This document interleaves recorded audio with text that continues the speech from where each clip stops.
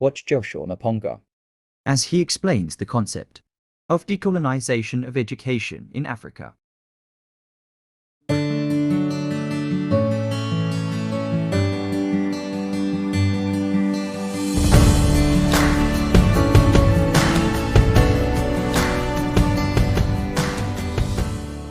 Hands of the superpower countries.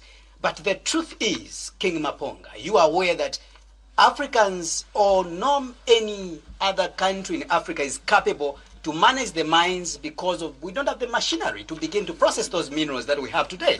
Hence, the involvement of our friends, I call them friends, from the West, Europe, let's call them frenemies. They're not friends. They are enemies who are pretending to be friends. Let's call them frenemies. That's a new word for you, huh? They're frenemies. They look like friends, but they're not friends.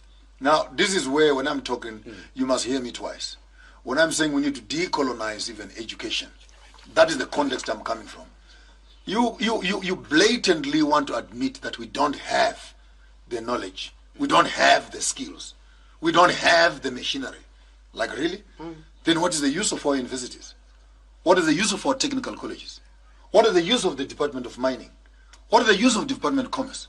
Why not go out there like the Chinese did? Buy the damn mine. Rent out and hire the engineers.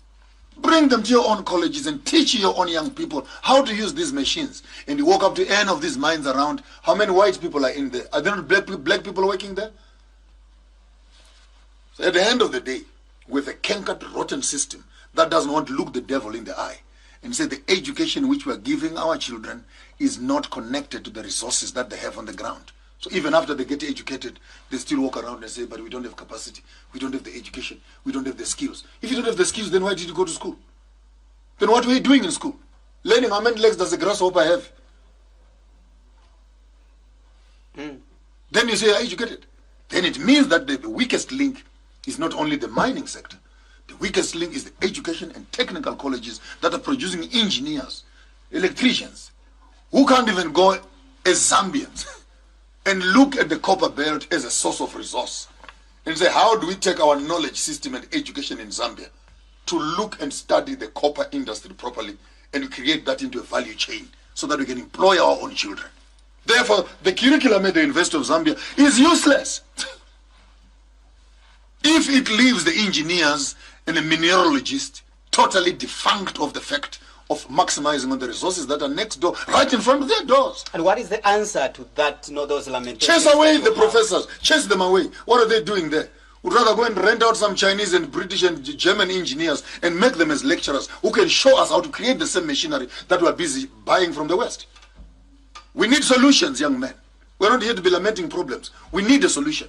So if you're an engineering lecturer at a university and you have not produced the machinery that can deal with Zambian problems, you are wasting taxpayers' money. Fold those damn papers, put them in a cardboard box and take a leave of absence. You're a weakest link to the system. Useless, to say the least.